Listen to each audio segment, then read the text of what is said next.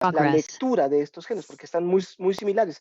Son, por ejemplo, guanina, citosina, guanina, citosina, guanina, citosina. Entonces, cuando se procede a hacer la lectura de los codones y demás, se hace muy difícil. Entonces, se denomina inestabilidad microsectorial porque esto usualmente se resuelven para evitar errores de la lectura, pero cuando son múltiples o son muchos, entonces se genera, se llama inestabilidad microsatelital. No hay diferencias en el fenotipo intestinal, la inestabilidad microsatelital es alta, hasta un 20% en comparación al tipo difuso, que puede llegar hasta el 6%. Las mutaciones de la E-caderina, habíamos visto que pueden ser principalmente para el tipo difuso, y vemos acá que alcanzan hasta un 50% en comparación a las de tipo intestinal, que ni siquiera las comenta como tal. Vemos que a lo largo de cómo una mucosa normal va evolucionando, va generando el cáncer, y el cáncer se vuelve en un carcinoma y luego en un proceso, en un cáncer metastásico.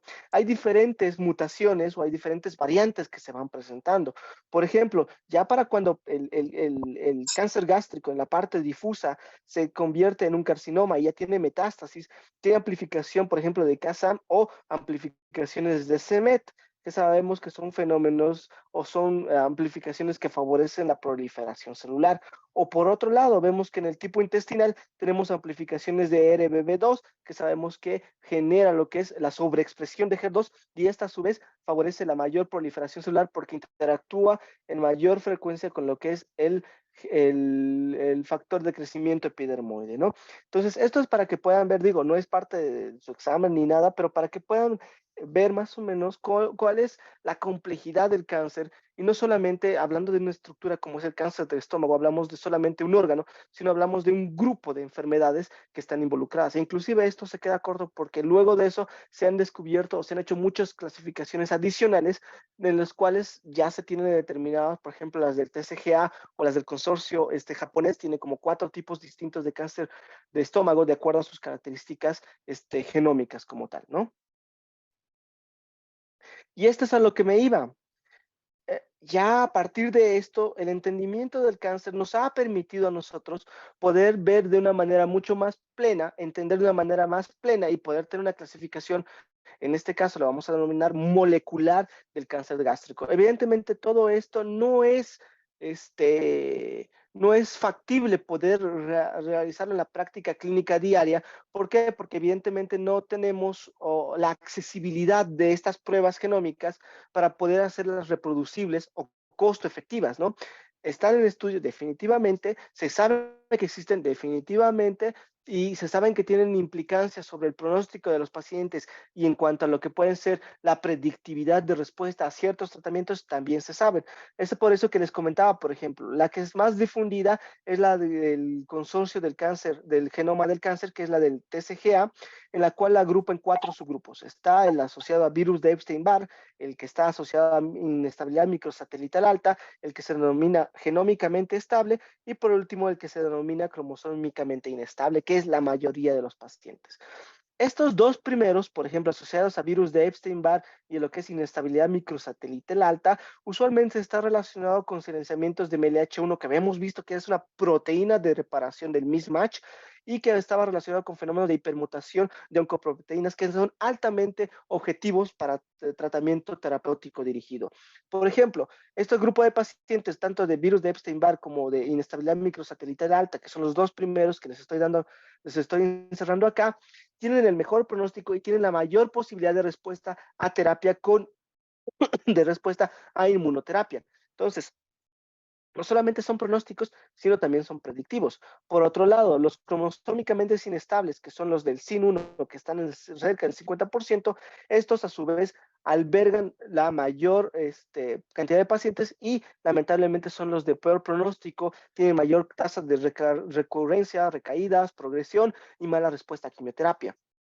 ¿Listo? Probablemente porque está asociada a fenómenos de aneuploidía, o porque probablemente tiene mutaciones de P53, que P53 termina siendo el gen supresor tumoral mutado más frecuente en todos los tipos de cáncer. Esto evidentemente pues es también para que sepan qué tan complejo es el entendimiento del cáncer gástrico. El diagnóstico, pues el diagnóstico de los pacientes con cáncer gástrico es un cuadro poco específico. ¿Por qué? Porque muchos de los pacientes van a debutar con una hemorragia digestiva alta, que es en la mayoría de los pacientes cuando acuden a la consulta o acuden a urgencias. El dolor abdominal, que es un dolor abdominal, epigástrico, transfictivo, que no tiene relación con las comidas, que va de progresión de menor a menor, de progresión ascendente, o pues, valga el pleonasmo, es un dolor progresivo, en otras palabras. Estos pacientes presentan un síndrome constitutivo, anorexia, fatiga, pérdida de peso, tienen fenómenos de saciedad temprana o fenómenos de dispepsia. Son pacientes que llegan a la consulta con antecedente de haberse tratado por una gastritis como 3, 4 veces, y la gastritis cada vez va aumentando, vas aumentando, ves que es una gastritis de cierta manera refractaria a tratamiento con inhibidor de bomba de protones, y entonces ya cuando llegan por la dispepsia persistente, le hacen una endoscopía y se descubre que tiene un tumor ahí a nivel del estómago, ¿no? Un cáncer gástrico. Entonces, hay algunos libros que describen un cuadro clínico muy característico por estos ganglios de presentación. Por ejemplo, que nos hablan acerca de la semiología más clásica, los ganglios de Virchow, que es el ganglio que se encuentra en la región supraclavicular izquierda, principalmente el ganglio de Iris, el que se encuentra en el ganglio axilar izquierdo, la cresta de Bloomberg, que es una tumoración que se va a encontrar a nivel del fondo de saco de Douglas, o el ganglio de lo que es la hermana María Joseph, que es un ganglio periumbilical, o el tumor de Krukenberg, que es la asociación de un cáncer gástrico con un tumor ovárico. Esta presentación, que es de la más clásica, termina siendo la menos frecuente. 1 o 2 de cada 100 pacientes tiene alguno de estos signos clásicos y, no, y vamos a decirlo así, no tan específicos del cáncer gástrico, porque, por ejemplo, el ganglio de la hermana María Joseph, que es esa tumoración periumbilical, pues no solamente está en cáncer gástrico, se puede presentar en cáncer de ovario, se puede presentar en mesotelioma, mesotelioma mesotelioma abdominal, por ejemplo. Entonces no es como muy específico del cáncer gástrico. Y ya sabemos que parte del abordaje del paciente con el posible cáncer gástrico es a través de una adecuada historia clínica, ver los antecedentes heredofamiliares, la edad de presentación, los antecedentes, los cuadros que tuvo, por ejemplo, de dispepsia, cuánto peso ha perdido, si tiene algún otro síntoma adicional a un síndrome constitucional. El examen físico es muy importante.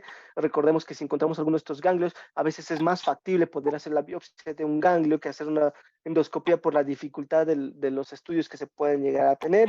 Sabemos que la endoscopia es el estudio inicial idóneo para el diagnóstico de cáncer gástrico, porque por una parte la endoscopia hasta cierto punto puede ser entre terapéutica, que es un tumor gástrico sangrante a través de la aplicación de hemospray, y diagnóstica como tal, porque nos va a permitir ver la visualización directa e inclusive tomar la biopsia para poder hacer la determinación final o el diagnóstico final del cáncer gástrico como tal. La tomografía, al igual que el esófago, nos permite ver la extensión de la enfermedad, ver la actividad metastásica a distancia, ver si tiene afección de ganglios perigástricos, a ver si es que tiene afección de estructuras vecinas. Recordemos que por su vecindad el cáncer gástrico puede estar relacionado con lo que es el hígado, puede estar relacionado con el páncreas, puede estar relacionado con grandes vasos, principalmente la arteria aorta, el tronco mesentérico, que está un poco más inferior. Entonces, también ver si tiene afección de estas estructuras. Como tal, puede llegar a tener afección del vaso, inclusive por diseminación transparietal, puede tener afección esplénica, que termina siendo muy rara.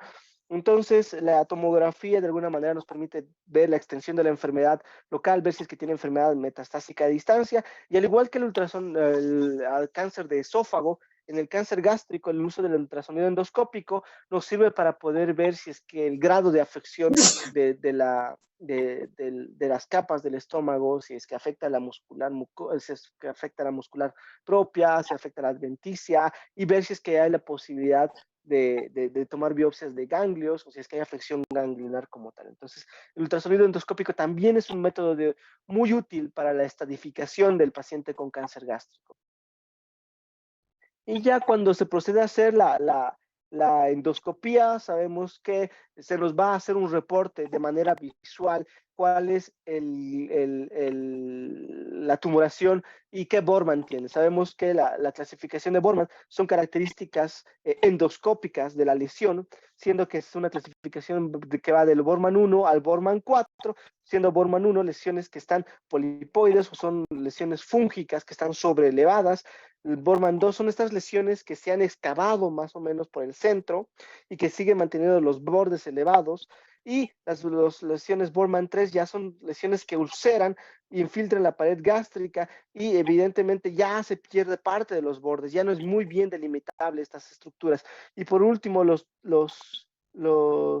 Borman 4 ya es algo que se denomina una linitis plástica, es un carcinoma infiltrante difuso donde no hay una lesión, no hay una lesión delimitada, sino se ve cómo afecta de una manera muy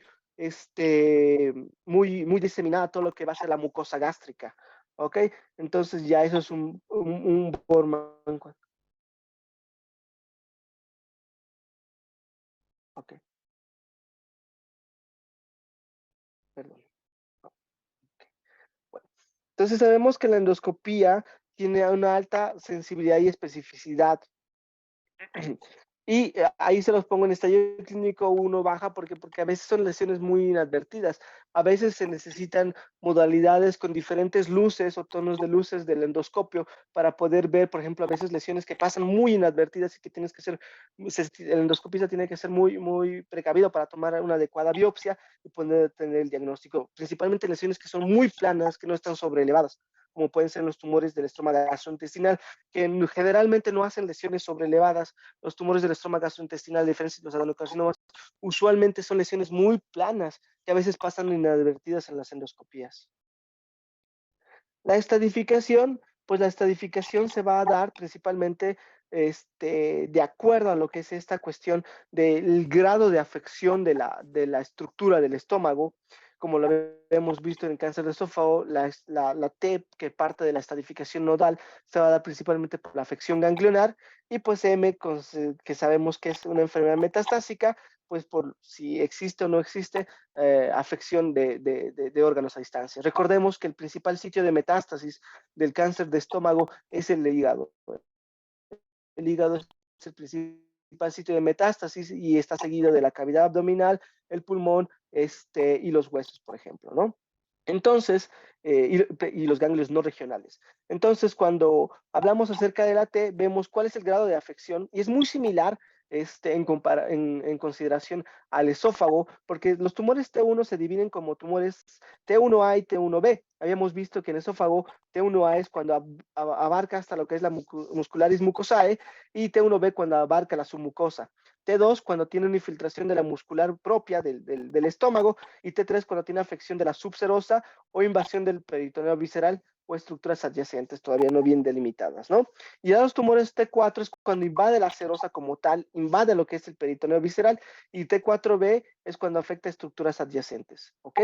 Y la clasificación de N va relacionada con la afección ganglionar, siendo 1 a 2 ganglios N1, N2 de 3 a 6 ganglios, y el N3 se parte como N3A de 7 a 15 ganglios y N3B más de 16 ganglios. A partir de aquí nosotros podemos tener nuestra estadificación del cáncer de estómago, estadificándolo como un tumor estadio clínico 1A, que es una enfermedad temprana, que afortunadamente se detecta en un 25%, pero principalmente en países como América o países europeos o países asiáticos donde tienen un muy buen sistema de tamizaje o donde tienen unas guías para el tamizaje en cuanto a cáncer gástrico.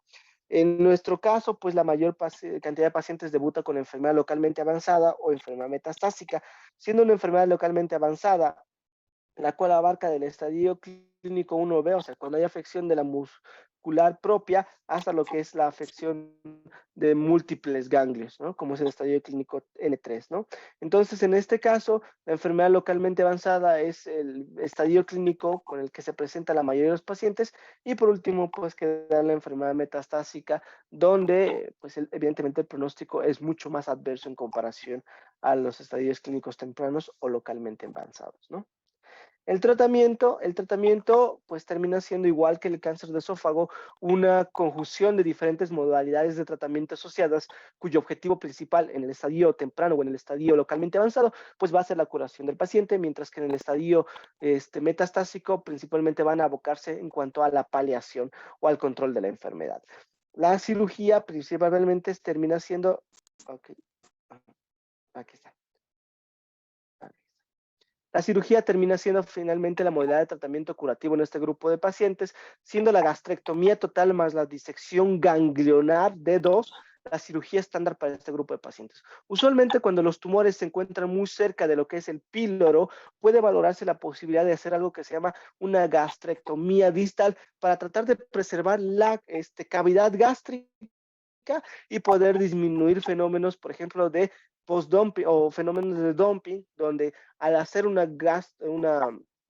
gastrectomía total, pues se favorecen estos fenómenos de dumping donde el paciente presenta inmediatamente dolor abdominal, dispepsia con la alimentación, e inclusive vómito, náusea, vómito, inclusive fenómenos vasogénicos, ¿no? Entonces, dependiendo de la localización, evidentemente si son tumores que se encuentran más en la curvatura menor o mayor o se encuentran muy cerca del cardias, pues ya serán gastrectomías totales, pero cuando son más distales, cerca del píloro, podría valorarse, o en el antro, podría valorarse gastrectomías distales para tratar de preservar la función gástrica, ¿no? Pero usualmente la cirugía estándar en este grupo de pacientes es retirar, hacer una gastrectomía, hacer una gastrectomía total asociada a una disección ganglionar. Recordemos que el estómago, como el páncreas, tiene múltiples nodos ganglionares que se encuentran al nivel de la cavidad, perigástricos, que se encuentran en la curvatura menor, en la curvatura mayor, en el cardio, cerca del píloro, detrás del estómago, y se tienen que resecar todos ellos. El estándar, como les dije, es la gastrectomía total más una cirugía de dos. De dos significa que se van a resecar los ganglios que se encuentran desde la estación 2 hasta la estación 14 y una disección de 1 es hasta la estación 7, por ejemplo, ¿no? Una disección, una disección de 3 es cuando existe por afección de continuidad del bazo, se hace una esplenectomía o a veces inclusive se hace una pancreatectomía, que usualmente no es parte del estándar de tratamiento quirúrgico, pero a veces se suele llegar a presentar de esa manera, ¿no? En la radioterapia y el tratamiento sistémico, como puede ser la quimioterapia, inmunoterapia o terapia dirigida, pues tienen su objetivo principalmente como modalidades preoperatorias o posoperatorias o perioperatorias. Perioperatorias es cuando se otorgan antes de la cirugía y después de la cirugía o en el contexto ya paliativo, por ejemplo, como lo habíamos visto en el cáncer de esófago. Y por último, sabemos que hay un grupo de pacientes que se puede llegar a beneficiar de las conductas endoscópicas y por ende tenemos ciertos criterios para ver cuándo un paciente con cáncer gástrico puede ser candidato a una terapia de resección transmucosa o como tal para pues evitarle hacer una gastrectomía a este grupo de pacientes. Y usualmente son enfermedades muy tempranas, como lo hemos visto en cáncer de esófago, son tumores T1A, o sea que no han llegado todavía a la submucosa, son tumores que no tienen más de 2 centímetros idealmente, o sea, y que no están ulcerados, o que pueden llegar a tener esta ulceración y sean menos de 3 centímetros, o sean indiferenciados, no ulcerados y tengan menos de 2 centímetros. Entonces, no solamente se valora el grado de afección del estómago, sino también la diferenciación del tumor. Obviamente, mientras un tumor sea más diferenciado, el punto de corte puede ser mayor y mientras menos diferenciado sea y más ulcerado, pues tienes que ser un poco más estricto en la resección. Entonces, los pacientes pueden ir a una terapia de resección endoscópica, como tal, o pues la mayoría de los pacientes como debutan con enfermedades T2 que afectan ya la muscular propia, que tienen ganglios regionales afectados, pues estos pacientes pasan para lo que es una terapia multimodal, ¿no? Entonces habíamos visto tumores que son T1, T1A principalmente, bien diferenciados, 2 centímetros, entre 2 a 3 centímetros, pues pueden ser candidatos para una resección endoscópica. ¿Por qué? Porque en este grupo de pacientes cuya enfermedad,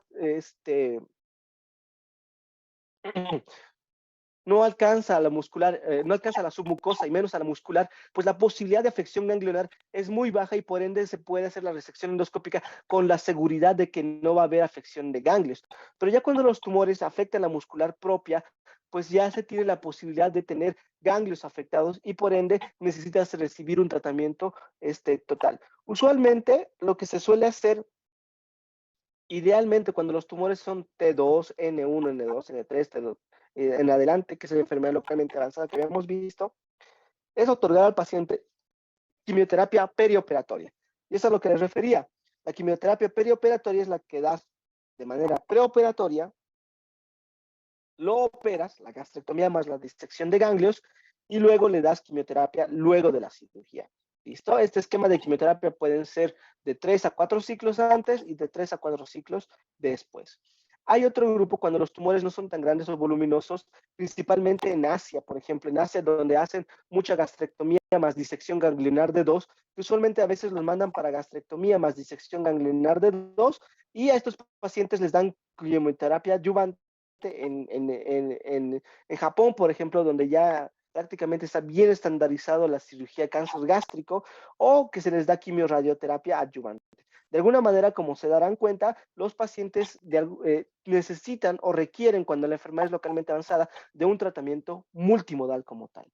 Y por último, cuando la enfermedad es irresecable, habíamos visto que los criterios de irresecabilidad en este caso van a estar asociados a lo que son afecciones de estructuras como puede ser el tranco celíaco, la arteria aorta como tal, y que no van a permitir una resección adecuada del paciente cuando el paciente tiene tumores demasiado voluminosos, que no van a garantizar generar una gastrectomía sin dejar un tumor residual en la cavidad abdominal, ¿no? En este grupo de pacientes que tienen enfermedad irresecable o metastásica, pues se valora mucho cuál es el estado funcional del paciente. En oncología se utilizan diferentes escalas para valorar cuál es el estadio funcional del paciente, siendo que están las de Lecoq, las de Karnofsky, por ejemplo. Entonces, un paciente que está en un buen estado funcional, un paciente que es independiente para hacer sus actividades, como bañarse, ducharse, vestirse y demás, probablemente cuando la enfermedad sea irresecable o metastásica, sea candidato para una modalidad de tratamiento paliativo. Sabemos que en este grupo de pacientes no va a haber curación, el objetivo del tratamiento es control de la enfermedad para evitar la progresión y evitar el mayor deterioro del paciente. Y dependiendo a que si el paciente presenta, por ejemplo, expresión o sobreexpresión del receptor de HER2, se le otorgará terapia con terapia anti-HER2, o si no, pues se dará una terapia solamente con quimioterapia. Actualmente, pacientes con adenocarcinoma gástrico con expresión de CPS, se les puede dar una modalidad combinada entre quimioterapia, que usualmente es un agente platinado, como es el cisplatino o oxaliplatino, asociado a una fluoropidimidina, como puede ser el 5-fluoracilo o la capecitabina, asociado a una terapia, una terapia que se llama inmunoterapia, que lo que busca es despertar la respuesta linfocitaria o la respuesta inmunitaria celular para que pueda reaccionar contra el cáncer como tal y pueda favorecer, ¿no? Entonces, de manera general, este es el abordaje de cómo se hace el tratamiento de un paciente con cáncer gástrico. Evidentemente, la mayoría de los pacientes va a debutar en una enfermedad localmente avanzada y por ende va a requerir un tratamiento multimodal. Karen, su micrófono. Déjame ver. Ah, ya. Gracias, Karen. Ok. ¿Quedan dudas o preguntas?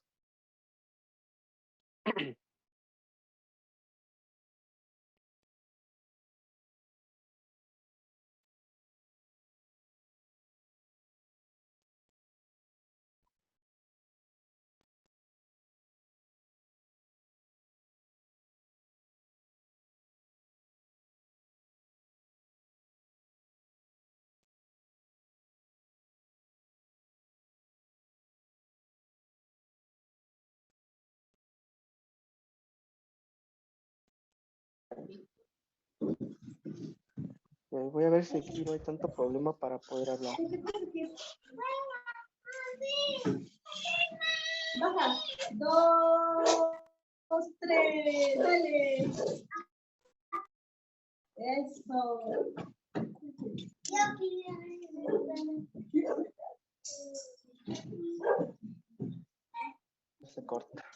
Ok, a ver, déjame verlas.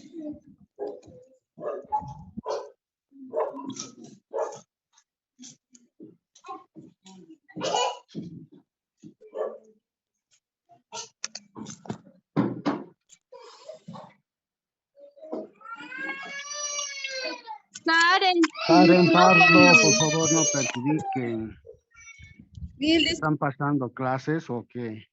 Ok, pues sí, habíamos visto que el principal sitio de metástasis del cáncer o del carcinoma gástrico es el hígado, seguido de lo que es el pulmón, hueso, cavidad abdominal y ganglios no regionales. De hecho, en los pacientes que son tumores T3, lo que se espera o lo que es parte del algoritmo de manejo es que se les haga una laparoscopía diagnóstica a estos pacientes, porque la afección de la cavidad mediastinal, perdón, la cavidad abdominal es un poco difícil hacerlo por estudios convencionales de tomografía o PET-CT. A veces los implantes dentro de la cavidad abdominal, que es la carcinomatosis, no se ven muy bien en la tomografía, y cuando son, por ejemplo, tumores T3, T4, antes de proceder al tiempo quirúrgico, se hace una laparoscopía de exploración para ver que no tenga afección ganglionar, afección de la cavidad abdominal, porque cuando un cáncer se disemina la cavidad abdominal, que se llama carcinomatosis peritoneal, pues ya es un estadio clínico 4, y usualmente en este grupo de pacientes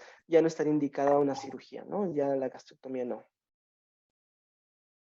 De la clasificación. La clasificación de Lauren es una clasificación muy clásica que se utiliza para el adenocarcinoma gástrico. Para el adenocarcinoma gástrico, dividirlo en fenotipo intestinal o fenotipo difuso. Es para los dos solamente, ¿no? Cuando hablamos de adenocarcinoma gástrico. Y la clasificación de Borman es la clasificación que se hace durante la endoscopía. Entonces, una es una clasificación histológica, que es la de Lauren, y la clasificación de Borman es una clasificación endoscópica de las características macroscópicas del tumor.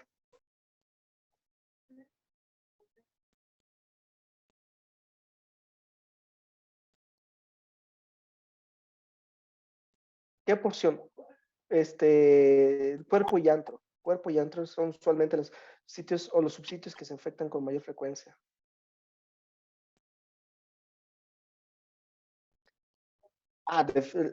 Bueno, ya nos pasamos el tema, ¿no? Sí, definitivamente, la metaplasia esofágica es el esófago de Barrett. El esófago de Barrett es un diagnóstico histopatológico. Cuando uno sospecha de esófago de Barrett, se toma la biopsia, y recordemos que, como la cirrosis hepática, el esófago de Barrett es un diagnóstico histopatológico. No es un diagnóstico clínico, no es un diagnóstico por imágenes, es un diagnóstico de histopatología. Entonces, recordemos que el esófago de Barrett, que en otras palabras es la metaplasia, epitelio plano por es el factor de riesgo más importante para el adenocarcinoma de esófago.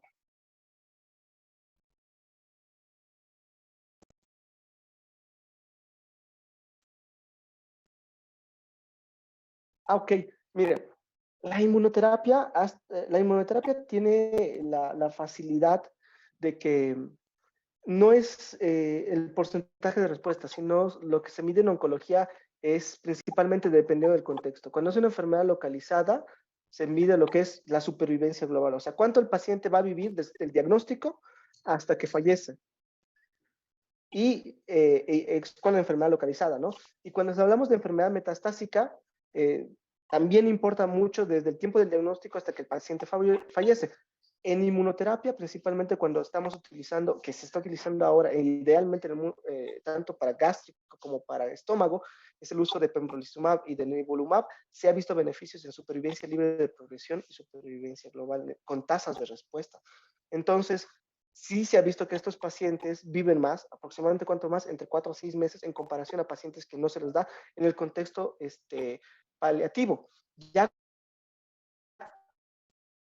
se está tratando como sé que funciona muy bien en un grupo de pacientes, principalmente en este grupo de pacientes que tiene expresión de algo que se llama PDL1, es un subrogado de respuesta a la inmunoterapia. Se está tratando de extrapolar más a estadios más tempranos para ver que les vaya mejor.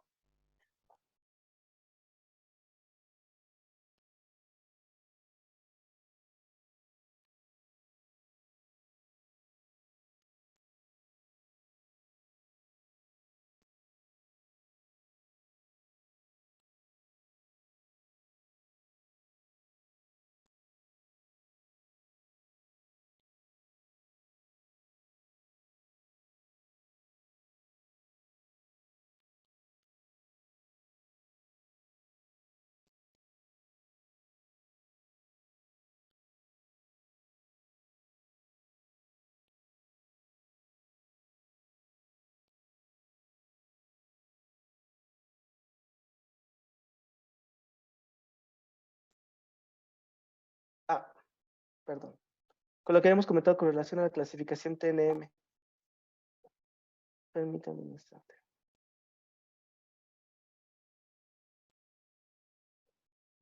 Habíamos hablado acerca de la T, que la T1 es un tumor que afecta prácticamente la lámina propia, su mucosa, tumores T2 que afecta a la muscularis propia.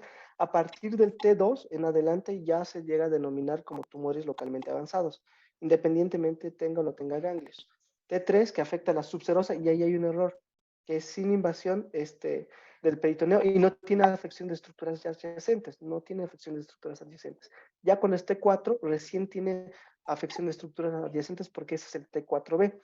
Los ganglios, como hemos dicho, que la clasificación de los ganglios se va a dar de acuerdo a la cirugía, porque cuando hacen la gastrectomía, pues se ven cuántos ganglios se disecaron, y eso sí importa mucho. ¿Cuántos ganglios deberían resecarse en cáncer gástrico? Al menos 15 ganglios, esa es la adecuada cosecha ganglionar usualmente, ¿no? Eso ya es algo más oncológico. Entonces habíamos visto que es un tumor N1 cuando afecta de 1 a 2 ganglios, es un tumor N2 cuando afecta de 3 a 6 ganglios, y un tumor N3 de 7 en adelante. Ya lo dividieron en esta última JCC, que el tumor es N3 A son de 7 a 15 y N3B más de 16 ganglios.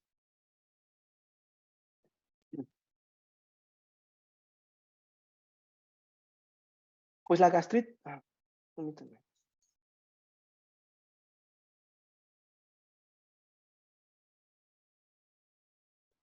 Depende.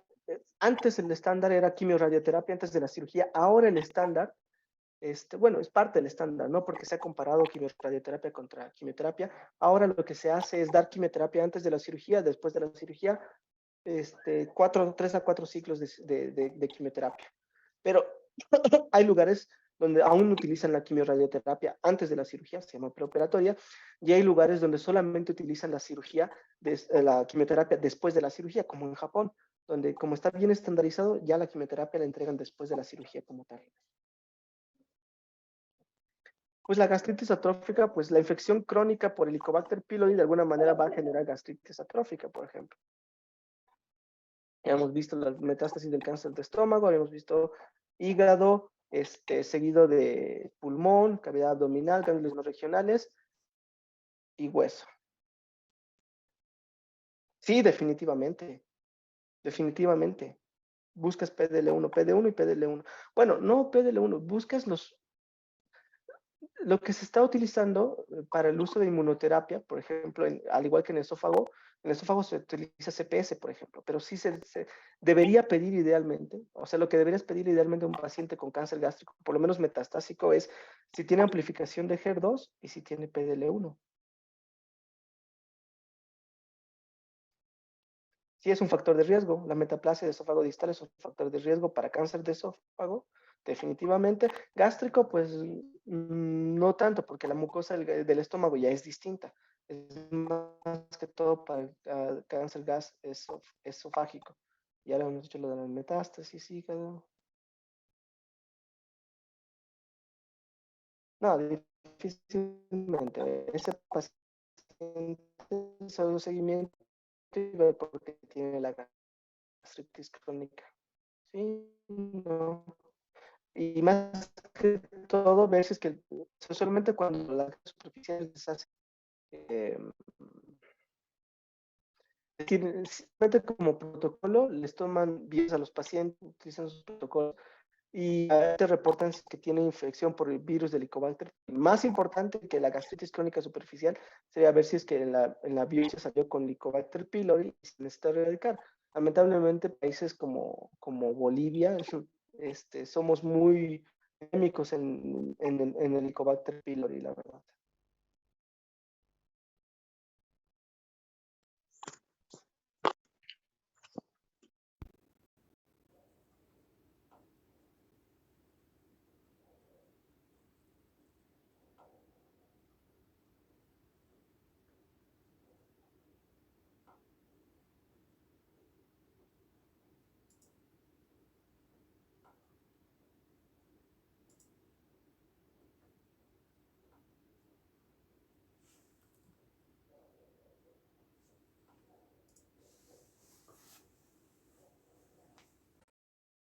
Recording in progress.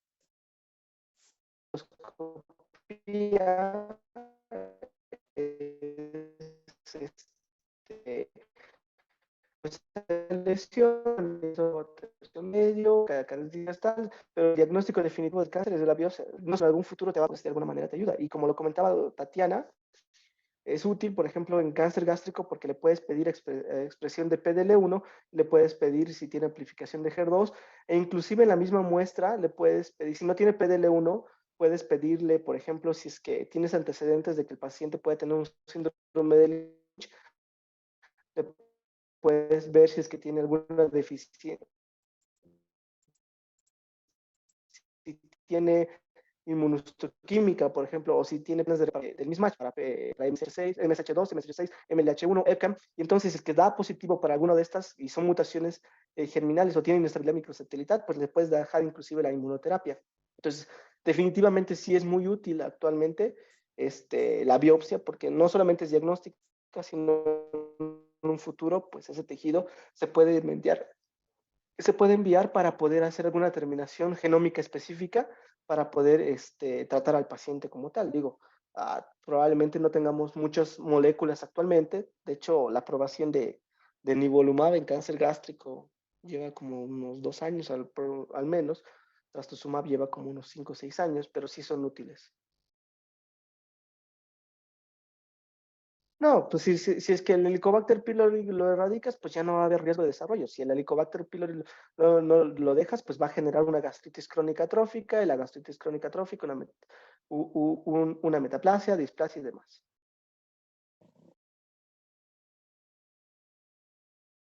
¿Más frecuente? ¿Más frecuente en qué sentido? O sea, es que depende, ¿no? Depende de qué es lo que estás buscando del gen más frecuente. Gen más frecuente es el gen, porque recordemos que las mutaciones generalmente son mutaciones gemáticas. Y en cáncer gástrico, dentro de las mutaciones somáticas más frecuentes están las relacionadas con las vías por ejemplo, de Carras. Carras es una de las vías más alteradas de P53. Las mutaciones de Carras, P53, son de las más frecuentes que se relacionan con muchas neoplasias. Ah, sí. Sí, se puede utilizar tacos de patología, sí. Lo malo, lo malo de los tacos de patología es que depende de qué quieres estudiar. Si quieres estudiar ADN o quieres estudiar RNA, para utilizar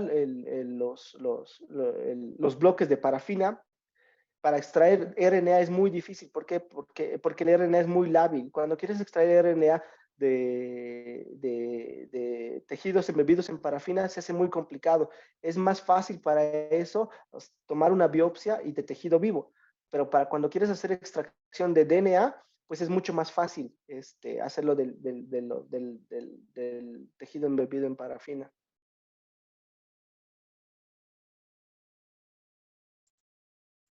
Endoscopía. En países que son muy endémicos es la endoscopía para el cáncer, para el tamizaje temprano. Tamizaje, pues no es tamizaje temprano, para el tamizaje es la endoscopía.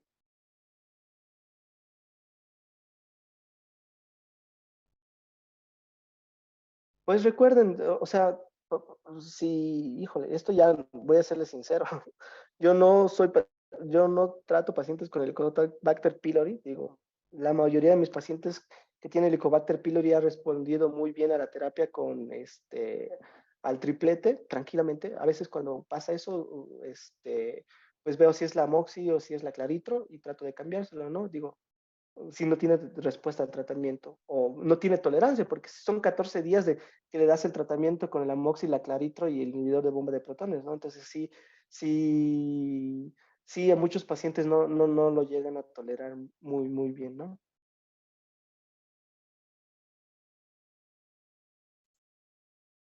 Ahí sí no podría decirlo. Digo, evidentemente, pues cambiar.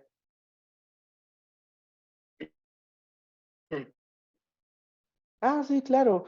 Pues digo, puedo hacer para las siguientes preguntas, no hay ningún problema. Y ya con los temas más relevantes, me parece bastante bien.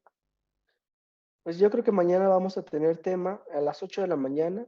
Y si no me equivoco, es hígado y vías biliares. No, perdón, es cáncer de vesícula biliar y colangiocarcinoma para el día de mañana. A ver, déjenme ver.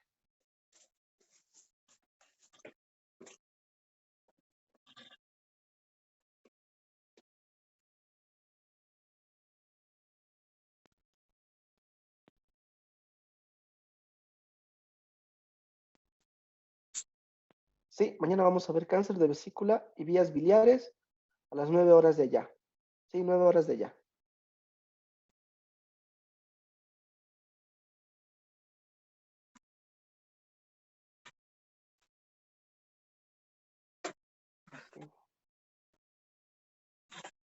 ¿Qué pasa si interrumpes? Depende cuál es el contexto, ¿no? Si es que es un tratamiento, si es un paciente que estás en enfermedad localmente avanzada y lo que quieres es darle tratamiento antes de la cirugía para que se opere mejor, pues si no lo tolera, pues que lo operen y ya. Pero si es una enfermedad metastásica, pues ajustas dosis, bajas dosis, todo lo pertinente. Al final y al cabo, pues varía mucho el contexto. En oncología, cuando el paciente es curable, se trata de hacer todo para darle el tratamiento óptimo. Pero cuando el paciente es metastásico o no, el escenario cambia. Es lo que les decía a la pregunta, ¿no? Que hablaba acerca de la inmunoterapia. El contexto cambia demasiado y los objetivos cambian demasiado. Cuando un paciente tiene una enfermedad localizada o localmente avanzada que puede ser candidato a curación, se trata de, por todas las vías, de que complete el tratamiento con las dosis adecuadas, con la adecuada intensidad de dosis, ¿no? Pero evidentemente si llega a un punto que realmente no se puede, no puedes por la toxicidad y demás, pues ya en este caso, si es en el contexto de que, de que es un cáncer localizado, pues sería la cirugía, si no lo tolera. Si es en el contexto de una enfermedad metastásica, pues puedes considerar cambiar la línea de tratamiento, ajustar la dosis, ver qué síntomas es el que tiene, para ver si es que hay algún otro medicamento que le pueda ayudar para no ajustar la dosis y demás.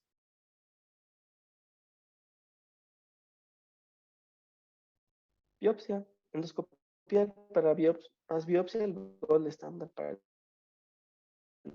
diagnóstico de cáncer del estómago, la verdad. Depende de la edad, depende de la edad. Son pacientes de 50 años de edad, lo ideal, ya uno se preocupa y dice, puede ser un síndrome hereditario, 10 años antes de la edad en primer grado, usualmente comenzar con los estudios de tamizaje, ¿no? Pero evidentemente, si es que tienes un familiar que presentó cáncer gástrico a los 68 años de edad, pues lo más probable es que este sea por múltiples factores. No necesites, lamentablemente, no lamentablemente, acá todavía en muchas partes de Latinoamérica no hay un estándar para el tamizaje, porque la verdad, a diferencia de otras partes del mundo, donde la prevalencia es mucho mayor por los factores de riesgo y demás, sí está estandarizado el tamizaje, pero por lo menos en Latinoamérica no es un estándar. Para preocupación, si fue muy temprana la presentación del cáncer, 10 años antes de lo que presentó, y sospechar que es un cáncer hereditario, ¿no?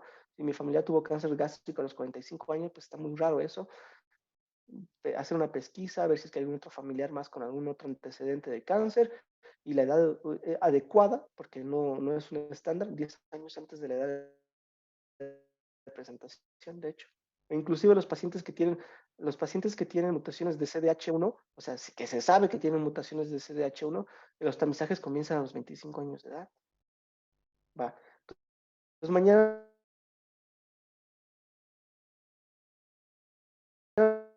nos nota que no respondí porque a muchos de ustedes amablemente me pusieron gracias, gracias, gracias y estoy muy agradecido por todo eso, espero que les haya servido.